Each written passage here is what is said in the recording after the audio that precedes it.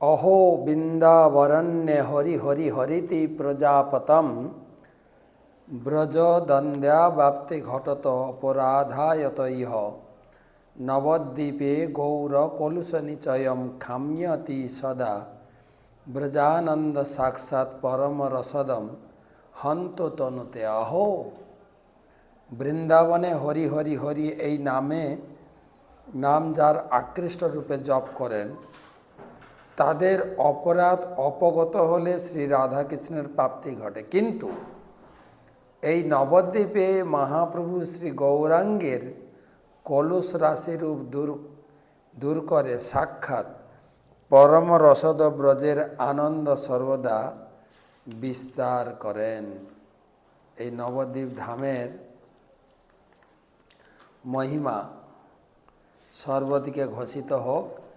श्रुति छांदज्ञाख्य वदति परमं ब्रह्मपुरकं स्मृति वैकुंठा वदति किल जद्विष्णु सदनम शीतदीपांचान्ये विरल रसिकयं ब्रजवनम नवद्वीपं वंदे परमं सुखदं तच्चिदुदितम्। বৃন্দাবনে বসি যেবা জপে হরি হরি অপরাধ গেলে পাই কিশোর কিশোরী নবদ্বীপে গৌর খমি অপরাধচ্ছয় পরম রসদ ব্রজ রস বিতরয়। রাম আদি অবতার ক্রোধে নানা অস্ত্র ধরে রাম আদি অবতারে ক্রোধে নানা অস্ত্র ধরে অসুর করিল সংহার এবে অস্ত্র না ধরিল প্রাণে কারে না মারিল চিত্তশুদ্ধি করিল সবার। মহাপ্রভু গৌরাঙ্গ লীলায় মহাপ্রভু কাউকে তিনি সংহার করেননি। সেই গৌরভূমি গোল্ডেন অবতার চৈতন্য মহাপ্রভুর জন্মভূমি নবদ্বীপ ধাম পরিক্রমা কাল থেকে শুরু হবে, বলতে গেলে আজ থেকে শুরু হয়ে গেছে। আজকে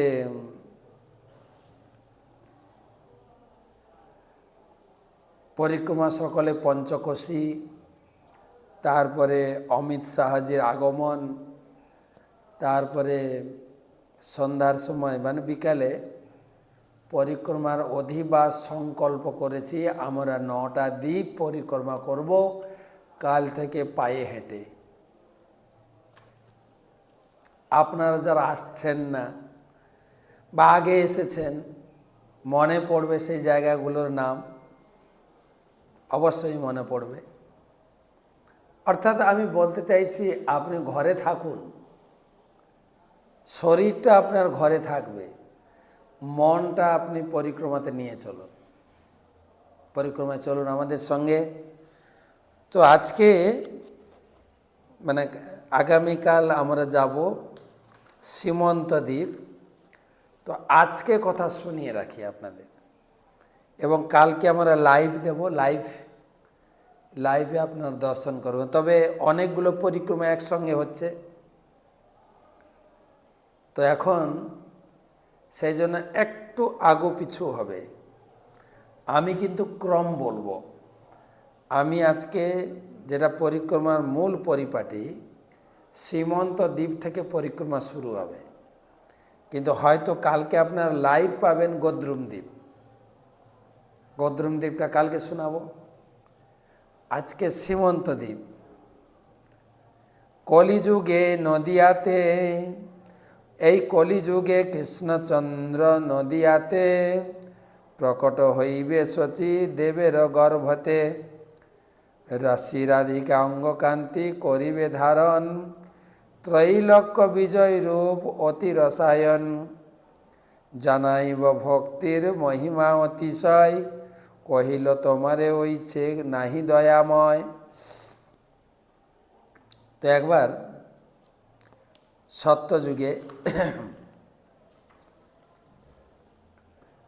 সত্যযুগে কৈলাসে কৈলাসপতি শিবজি গৌরাঙ্গ গৌরাঙ্গ গৌরাঙ্গ বলে নিত্য কীর্তন করছেন। তার শরীরে প্রেমের বিকার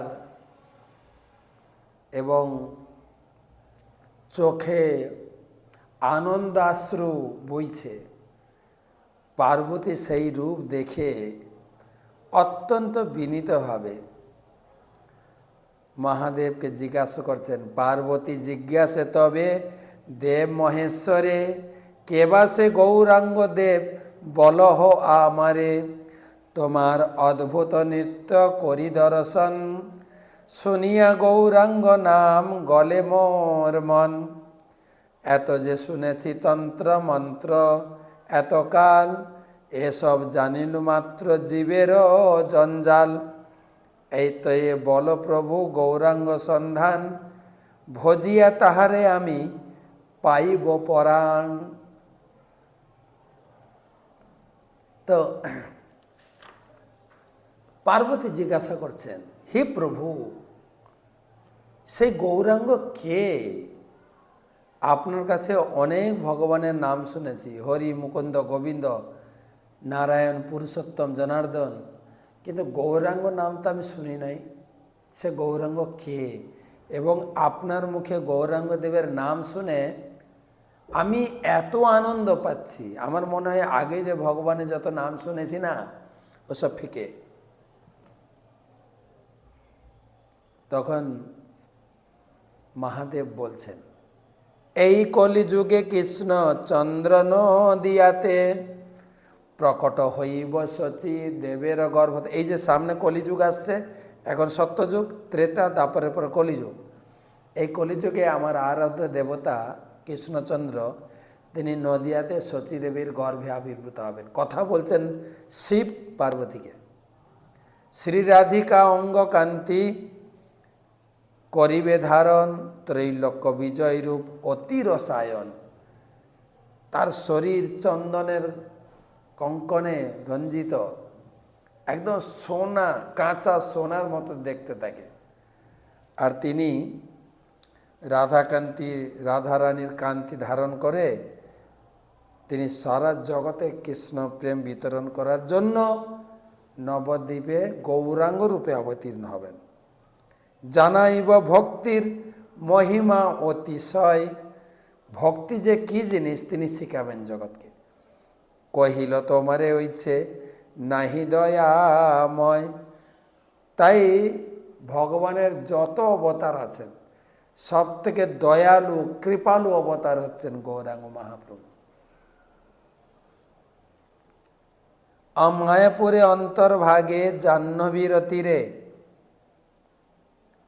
গৌরাঙ্গ ভজিব আমি রহিব কুটিরে। আমি এখন থেকে চলে যাচ্ছি, শিব বলছেন পার্বতীকে, আমি ওখানে গিয়ে নবদ্বীপে কুটির বেঁধে ভজন করব। পার্বতী বলছেন আমাকেও আশীর্বাদ করো, আমি যাই। তো পার্বতীও প্রভুর আশীর্বাদ নিয়ে, অনুমতি নিয়ে নবদ্বীপে পার্বতী আসিয়া এইখানে, আরাধয়ে শ্রী গৌরাঙ্গ সুন্দর ভগবানে। তাই এই সীমন্ত দ্বীপে এসে পার্বতী দেবী ধ্যানে বসে গৌর মন্ত্র জপ করা শুরু করলেন। গৌর গৌর গৌর গৌর গৌর গৌর গৌর গৌর গৌর গৌর। সেই মূর্তি আছে কিন্তু সীমন্ত দ্বীপে। আর তখন সত্যযুগ, তার সামনে গৌরাঙ্গ মহাপ্রভু আবির্ভূত হলেন। কিরকম দর্শন করলেন পার্বতী গৌরাঙ্গ মহাপ্রভুকে? ভুবন মোহন প্রতি লঙ্গের লাবণী, শ্রীমুখ চন্দ্রতে কোটি চন্দ্রমা নিছনি। দীর্ঘ দুই নয়নে বা কেবা ধৈর্য ধরে, গণ্ড ছটা কনক দর্পণ দর্পহরে। আজ অনুলম্বিত বাহু বক্ষ পরিসর। মহাপ্রভুর শরীরের অঙ্গকান্তি একদম কাঁচা সোনার মতো লাবণী, আর মুখ হচ্ছে কোটি চন্দ্রের মতো মুখ, জ্যোতির্ময় মুখমণ্ডল। আর দুই নয়নে প্রেমের ছটা। আজ অনুলম্বিত বাহু, হাত একদম হাঁটু পর্যন্ত বিস্তৃত।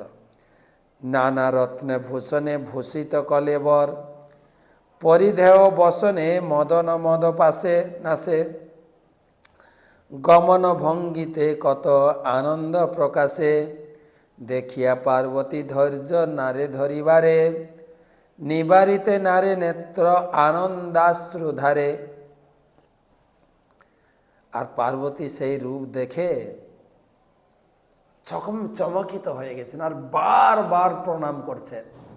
মহাপ্রভু জিজ্ঞেস করছেন, দেবী কৈলাস ছেড়ে এখানে কেন? তখন পার্বতী বলছেন, হে প্রভু, আমাকে আপনি মায়া কাজে নিযুক্ত করেছেন, আপনার কৃপা থেকে আমি বঞ্চিত, যাহা কৃষ্ণ তাহা নাই মায়ার অধিকার। আর সেই সঙ্গে আপনার ভক্তরাও মায়া মায়া বলে আমার কাছে আসে না, আপনার কৃপা থেকে বঞ্চিত, ভক্তের কৃপা থেকে বঞ্চিত। আরেকটা কথা বলি, ভক্ত স্থানে অপরাধ করিনু প্রচুর, সাপ দিনু চিত্রকেতু হইল বিত্রাসুর।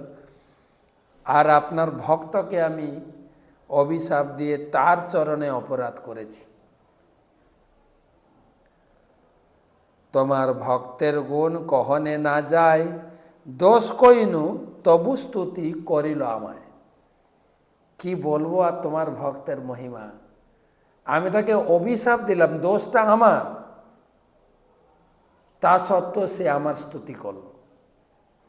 সে সকল সহ বিলাস শিবা নদিয়াতে, এই করো সে সবে প্রসন্ন হন যাতে।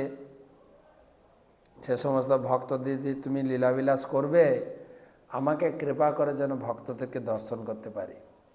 কহিতে না আইসে সে প্রভু যে করে অন্তর, দেখি যেন নদিয়া বিহার নিরন্তর। আমার খুব ইচ্ছা হয়েছে আপনার এই নবদ্বীপ লীলা যেন আমি নিজের চোখে দেখতে পাই। আমাকে অনুমতি প্রদান করুন, আমাকে নবদ্বীপে থাকার জায়গা প্রদান করুন। ভগবান বলছেন, না দেবী, প্রভু কয়ে হবে পূর্ণ যে কহিলা মনে, মোর যত কার্য তাহা নহে তোমা বিনে। তুমি এরকম ভাবছো কেন যে তুমি আমার কৃপা এবং ভক্তের কৃপা থেকে বঞ্চিত? না না, শোনো, তুমি ছাড়া আমার এই ধরাধামে কোনো লীলাই হয় না। বৃন্দাবনে তুমি পৌর্ণমাসী রূপে, আর বহির্মুখ জগতের কাছে তুমি পার্বতী রূপে, একই শক্তি মম দুই সহচরী। আর তুমি যে আশা পোষণ করেছো অবশ্যই পূর্ণ হবে, তোমাকে আমি স্থান দেব। এত কহি প্রভু হই তেই অন্তর্ধান, পার্বতী পড়িয়া পদে করিল প্রমাণ। তখন মহাপ্রভু, না ঠিক আছে, তোমার মনোবাসনা পূর্ণ হবে, তুমি আমার গৌরাঙ্গ লীলা সমস্ত কিছু নিজের চোখে দেখবে, তোমাকে এক স্থান দিলাম। তারপরে পার্বতী প্রণাম করে গৌরাঙ্গ মহাপ্রভুর চরণের ধুলি তিনি সিথিতে লাগালেন। সেই জন্য সেই দ্বীপের নাম সীমন্ত দ্বীপ, পার্বতীর নাম আছে সীমন্তিনী মাতা। প্রভুর চরণ ধুলি সীমন্তে ধরিল, এই হেতু সীমন্ত দ্বীপ নাম ব্যক্ত হইল। নদিয়ার একান্তে নগর শিমুলিয়া, নাচিতে নাচিতে প্রভু উত্তরিল গিয়া। তো সেই সীমন্ত দ্বীপ বর্তমান লোকে একটু অপভ্রংশ করে বলে শিমুলিয়া গ্রাম, সীমন্ত দ্বীপকে বলে শিমুলিয়া। তো সেই সীমন্ত দ্বীপে যা যা আছে আমরা একটা একটা করে পড়ব, অল্প অল্প করে ছোঁয়া দেব। প্রথমে বামন পুকুরে চাঁদ কাজীর সমাধি। আপনারা জানেন চাঁদ কাজী মহাপ্রভু তাকে মামা বলে ডাকতেন। কেন না, তিনি ছিলেন কৃষ্ণলীলায় কংস মামা। মহাপ্রভু বৃন্দাবনের পুরো টিমকে এখানে নিয়ে এসেছিলেন।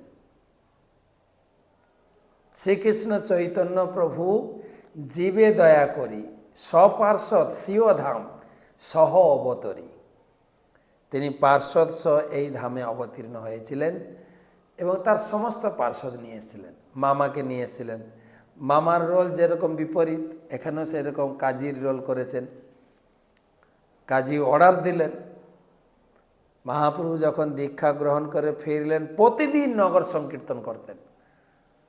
আর সে জ্বালায় অতিষ্ঠ হয়। বিশেষ করে আমাদের হিন্দু ব্রাহ্মণেরা, তারা কাজীর কাছে নালিশ করলো। কাজী তো একদম অর্ডার পাস করলেন, কিন্তু কে শুনে? তখন গিয়ে লোকবল নিয়ে ভক্তদের মৃদঙ্গকে ভেঙে দিলেন। আর সেই খবর যখন মহাপ্রভুর কাছে পৌঁছালেন, কাজীর বাড়ির পথ ধরিলা ঠাকুর, বাদ্য কোলাহল কাজী শুনয়ে প্রচুর। একদম মহাপ্রভু ঘোষণা দিলেন, যত ভক্ত আছো আসো, কাজীর বাড়ি আক্রমণ। তো এই আন্দোলন আগে থেকে ছিল। এখন যেরকম পার্টির লোকেরা আন্দোলন করে, গ্রামের লোকেরা আন্দোলন করে, মহাপ্রভু মশাল জ্বালিয়ে শত শত নয়, হাজার হাজার নয়, লাখো লাখো ভক্তের মিছিল করেছিলেন। মশাল মিছিল, খোল করতাল ডঙ্কা আর মশাল নিয়ে কাজীর বাড়ি ঘেরাও।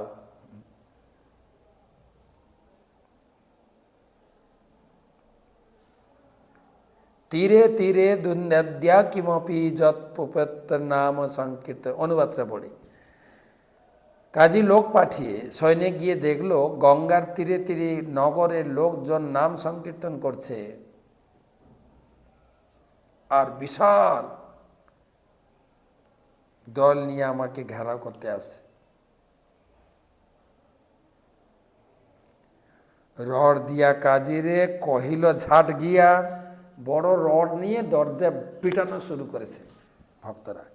কি কর চলো ঝাড় যাই পলাইয়া, এক যে হুঙ্কার করে নিমাইয়া আচার্য, সেই সে হিন্দুর ভূত এ তাহার কার্য। হিন্দুর ভূত, এ পুরো আক্রমণ করতেছে, পালিয়ে চলো আমরা। পড়িল সকল স্থান বিশ্বম্ভর গণে, ভয়ে পলাইতে কেহ দিক নাহি জানে, মাথায় ফেলিয়া পাক কেহ সেই মেলে, অলক্ষিতে নাচয়ে অন্তরে প্রাণ হালে। জবনের সেনারা কি করলো? কাজীর লোকেরা পাগড়ি টাড়ি খুলে ভক্তদের ভেতরে ঢুকে নাচা শুরু করেছে বাঁচার জন্য। কীর্তনের ধ্বনিতে কাজী লুকাইল ঘরে, তর্জন গর্জন শুনি না হয় বাহিরে। কাজী তো ভয়ে দরজা বন্ধ করে লুকিয়ে গেছে। বাইরে যে এত ভক্তদের জোরদার চিৎকার, সে ভয়ে শুনে সে একদম থরমর করে কাঁপছে। মহাপ্রভু জোরে জোরে বলছেন। প্রভু বলে, আরে বেটা কাজী কোথায়? ঝাট আনো ধরিয়া কাটিব ফেলো মাথা, নির্জবন করো আজি সকল ভুবন, পূর্বে যেন বধ কইলু সে কাল যবন। এই কাজী কোথায়? ধরে আনো, তোমার মাথা কাটবো, যবন শূন্য করবো এই পৃথিবীকে। যেরকম কাল যবনকে মেরেছিলাম তার টিমকে, তোমাকে আজকে শেষ করব। আর ভক্তরা তো সেই কাজীর কথা শুনে একদম কি বলে, মহাপ্রভুর কথা শুনে আরো মেতে উঠেছেন। মহামত্ত সর্বলোক চৈতন্যের রসে, ঘরে উঠিলেন সবু প্রভুর আদেশে। কেহ ঘর ভাঙে, কেহ ভাঙয়ে দুয়ার, কেহ লাথি মারে, কেহ করয় হুঙ্কার। আম পনসের ডাল ভাঙি, কেহ বলে আম আর পনস, পনস মানে মেদিনীপুরের লোক, পনস মানে কাঁঠাল।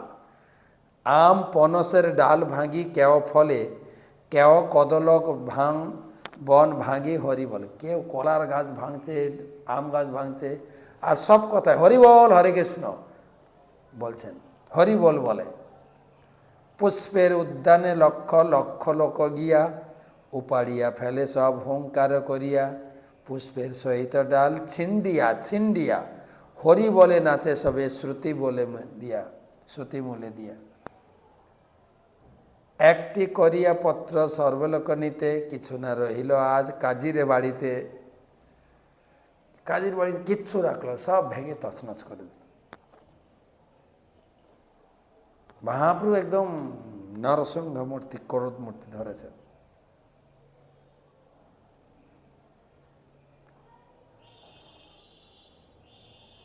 পড়িয়া মরুক সর্বগণের সহিতে, সর্ববাড়ি বেড়ি অগ্নি দেহ চারিদিকে আগুন লাগিয়ে দাও। দেখো মরে কি করে ওহার নরপতি, দেখো আজি কোন জনে করে অব্যাহতি। জমকাল মৃত্যু মোর সেবকের দাস, মোর দৃষ্টিপাতে হয় সভার প্রকাশ। সংকীর্তন আরম্ভে মহের অবতার, কীর্তন বিরোধী পাপী করি মৌ সংহার। আমি সংকীর্তন যজ্ঞ প্রবর্তন করতে এসেছি, আর এই কোথা থেকে এসে আমার যখন বাধা দেয় পুড়িয়ে শেষ করে দেবো আজকে। সর্বপাতকি যদি কর এ কীর্তন, অবশ্য তাহারে মই করি মুস্মরণ। তপস্বী সন্ন্যাসী জ্ঞানী যোগী যে যজন, সংহারিমু সব যদি না করে কীর্তন। অগ্নিদেহ ঘরে তোরা না করিহ ভয়, আজি সব যমনের করিমু পলয়। শেষ করো। তো এইসব দেখে কাজী তো ভয় পেয়ে ঘরে ঢুকেছেন।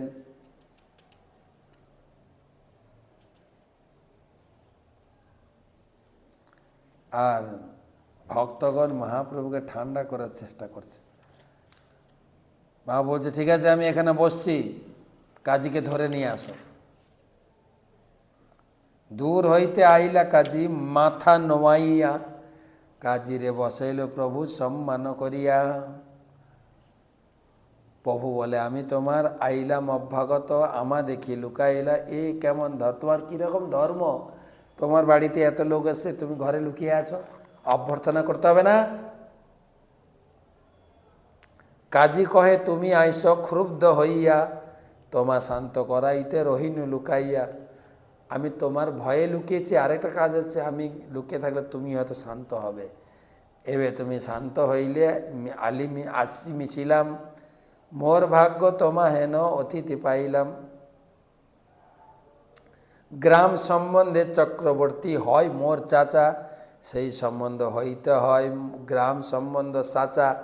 নীলাম্বর চক্রবর্তী হয় তোমার নানা, সে সম্বন্ধে হও তুমি আমার ভাগিনা।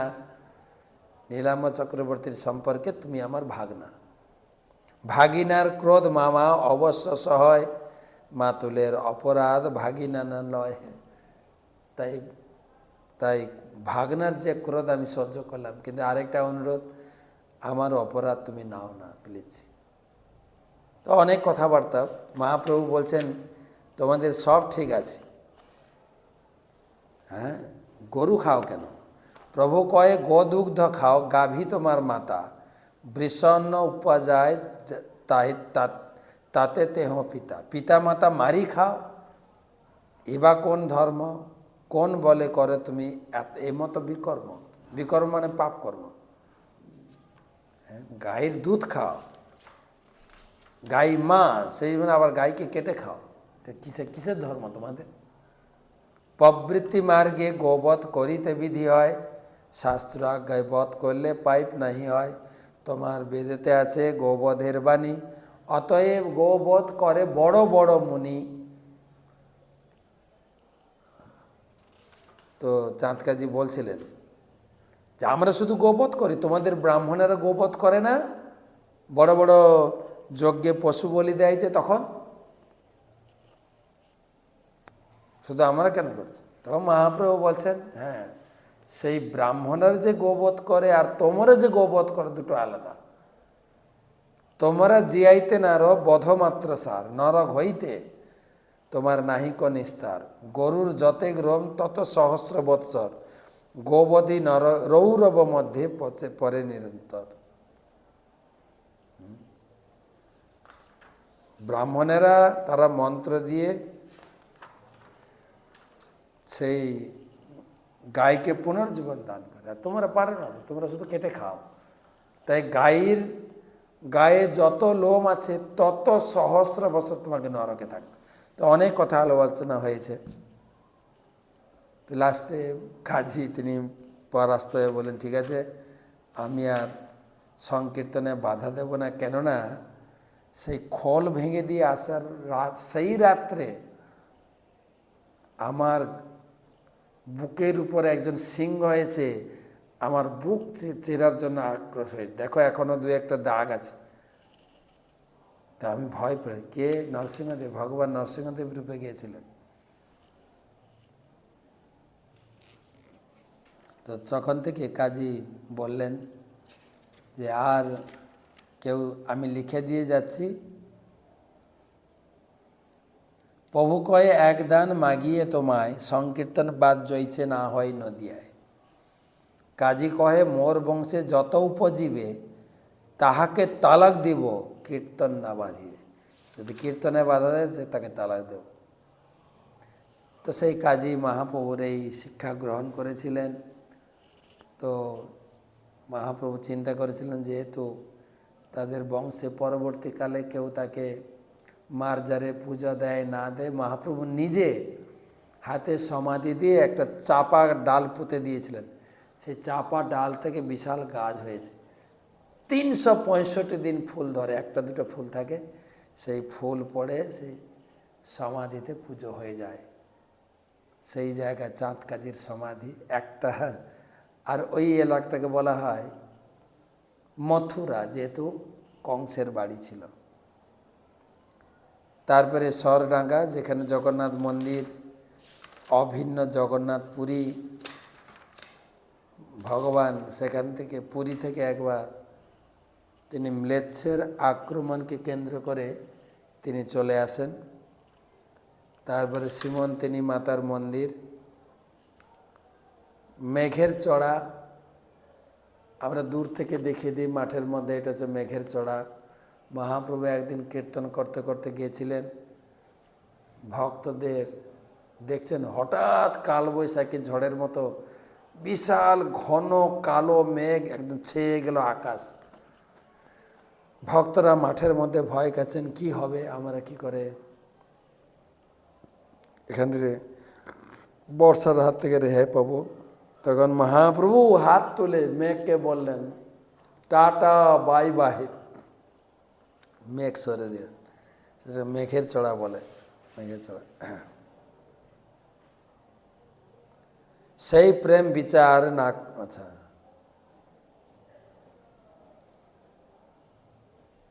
সেই প্রেম বিচার না করে গৌরহরি, মেঘে কি বলিব দিল স্ত্রী জগৎ ভরি। আপনে ঠাকুর নাচে ভক্তগণ সবে, সভার আবেশে নাচে শচী নন্দনে। তো মহাপ্রভু ইশারা করে মেঘকে সরিয়েছিলেন। তারপর মহাপ্রভুর মামার বাড়ি নীলাম্বর চক্রবর্তী এবং সর্বজয়া দেবী, তারা সেখানে যে মদন গোপালের পুজো করতেন,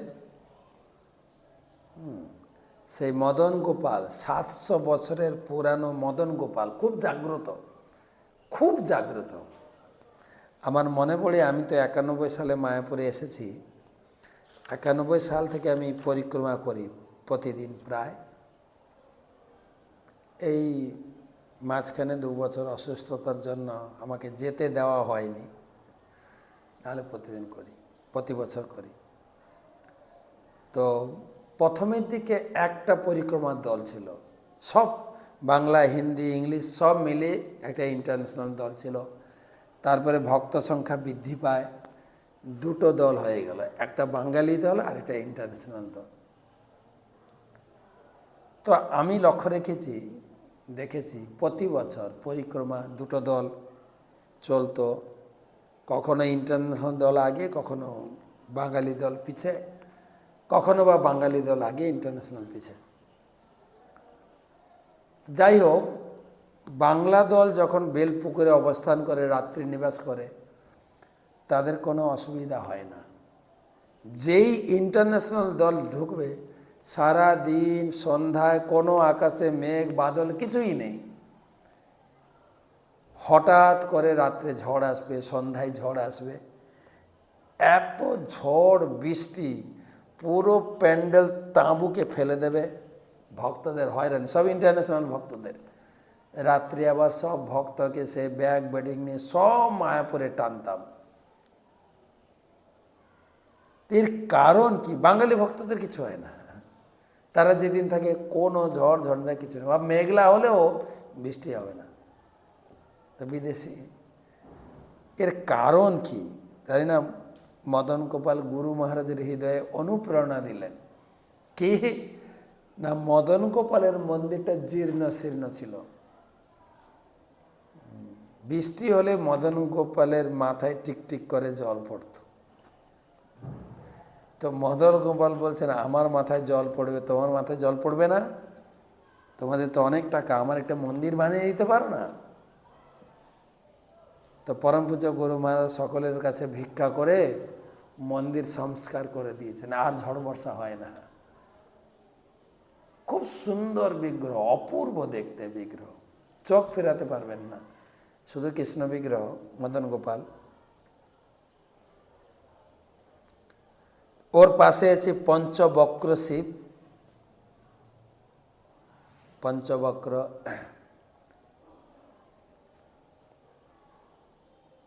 যার শিবের 5 মুখ। হ্যাঁ, কিছু বিপ্রগণ সেখানে একত্রিত হয়ে তারা 15 দিন শিব পূজা করেছিলেন। তখন শিব তাদের সাক্ষাৎ দর্শন দিয়ে বললেন, এই স্থান হচ্ছে নবদ্বীপ, তোমরা এখানে থেকে ভজন করো। এক পক্ষ বিল্ল দলে পূজিল ব্রাহ্মণ, এই হতো বিল্ল পক্ষ, নাম বিজ্ঞগণে কন। এ স্থান দর্শনে পঞ্চবক্র মহানন্দে, মিলায়েন পরম দুর্লভ গৌরচন। তারপরে নিম্বাদিত্যের কাহিনী। নবদ্বীপ পরিক্রমাকালে একজন ব্রাহ্মণ এসেছিল, তার নাম ছিল নিম্বাদিত্য।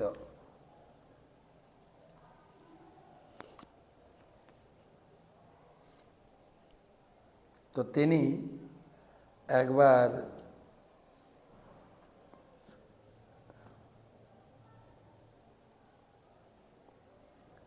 তার কিছু অতিথিদের মানে সেবার ব্যবস্থা করেছিলেন, কিন্তু অতিথিদের সেবার আয়োজন করতে দেরি হয়ে যায়, তখন সূর্য প্রায় অস্ত। তখন অতিথিরা বললেন যে আমরা সেবা করতে পারবো না, কেননা সূর্যাস্তর পরে আমরা সেবা করি না। তখন এই অতিথি পরের নিম্বাদিত্য এটা নিম গাছের আগে উঠেছে, ডগায় উঠে সূর্যকে আহ্বান করছে। সূর্য ডুবে গেছে, এমনি দেখা যাচ্ছে না, গাছের উপর থেকে দেখছে। বলে, তিষ্ঠ সূর্যদেব, তিষ্ঠ।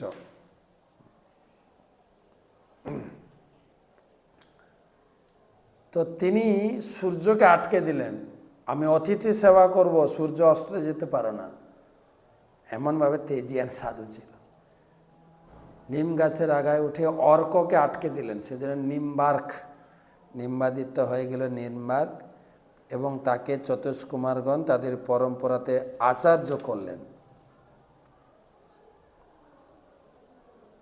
তো মহাপ্রভু সেই 4 সম্প্রদায় থেকে যে 4টি শিক্ষা নিয়েছিলেন, মধ্য হইতে সারদয় করি, মধ্য থেকে 2টো নিয়েছিলেন।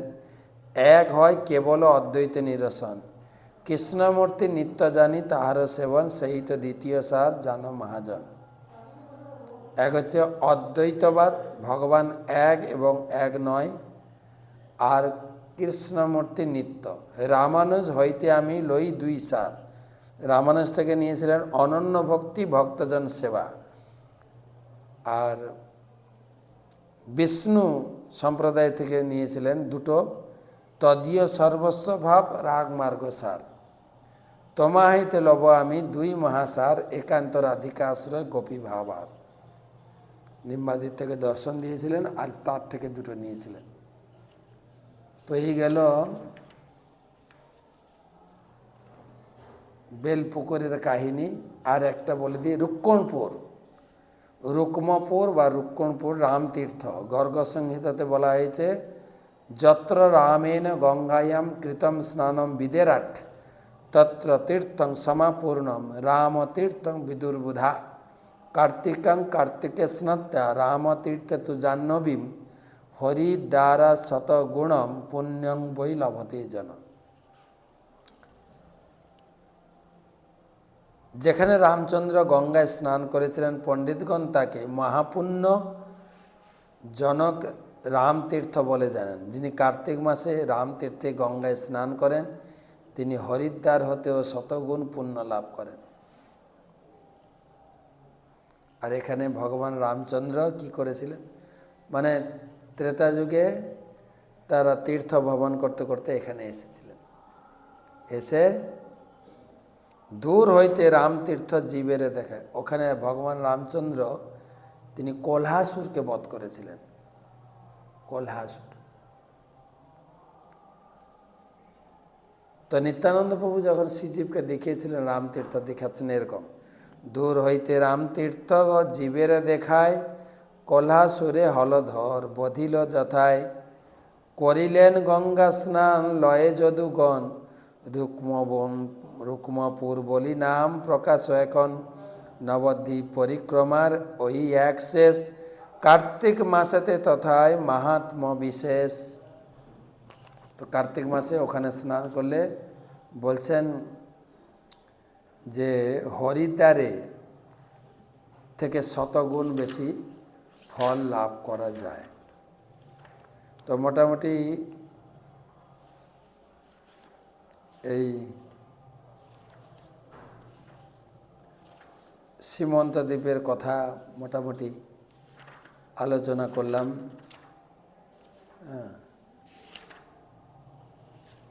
কালকে আমরা গদ্রুম দ্বীপে প্রবেশ করব। যারা যারা আগে পরিক্রমা করেছেন তাদের তো মনে পড়ছে যেখানে যেখানে আমরা যাচ্ছি, আর যারা পরিক্রমা করেননি তারা প্রস্তুতি নেন, জীবনে একবার হলেও আপনি পরিক্রমা করবেন। তো সীমন্ত দ্বীপ, প্রভুর চরণ ধুলি সীমন্তে ধরিল, সেই হতো সীমন্ত দ্বীপ নাম ব্যক্ত হইল। এই হচ্ছে সীমন্ত দ্বীপ। এই সীমন্ত দ্বীপে নবধা ভক্তির শ্রবণ যত পারেন সীমন্ত দ্বীপে বেশি শ্রবণ করতে হয়। শ্রবণ প্রচুর শ্রবণ করতে হয়। তো আমরা সেই সীমন্ত দ্বীপে সীমন্ত দ্বীপে 2 রাত বাস হয়। এক রাত হয় মামার বাড়িতে বেলপুকুরে, ওখানে বেল খেতে হয়, প্রচুর বেল পাওয়া যায়। বেলপুকুর বৃন্দাবনের বেল বনের অভিন্ন বন। আর জগন্নাথ মন্দিরে আমরা বাস করি। আমাদের জগন্নাথ মন্দিরে যেটা হচ্ছে রাজাপুর, সেটাও সীমন্ত দ্বীপ। সীমন্ত দ্বীপ থেকে পেরিয়ে আমরা কালকে বেরোবো। রাস্তায় যেতে যেতে পড়বে ময়ামারি মাঠ, যেখানে বলরাম এসেছিলেন সীমন্ত দ্বীপে। আপনারা জানেন কুরুক্ষেত্রের মাঠে 2 জন বড় ব্যক্তিত্ব তিনি কুরুক্ষেত্রের মাঠে ছিলেন না। এক হচ্ছে বলরাম, আরেক হচ্ছে বিদুর। বিদুরকে তো দুর্যোধন অপমান করে বের করে দিয়েছিলেন, আর বলরাম তিনি যুদ্ধে থাকবেন না বাহানা, তীর্থযাত্রা বাহানা করে চলে এলেন। ঘুরতে ঘুরতে নবদ্বীপে এসেছিলেন, যেখানে বামন পুকুর বাজার, ওখানে ব্রাহ্মণদের সঙ্গে মিলিত হন। ব্রাহ্মণরা তাকে পূজা করেন, তার কাছে প্রার্থনা করেন, তুমি তো বৃন্দাবনে অনেক অসুর বধ করেছো, এখানে একটা অসুরকে বধ করো। সেই অসুর ছিল কোলহাসুর,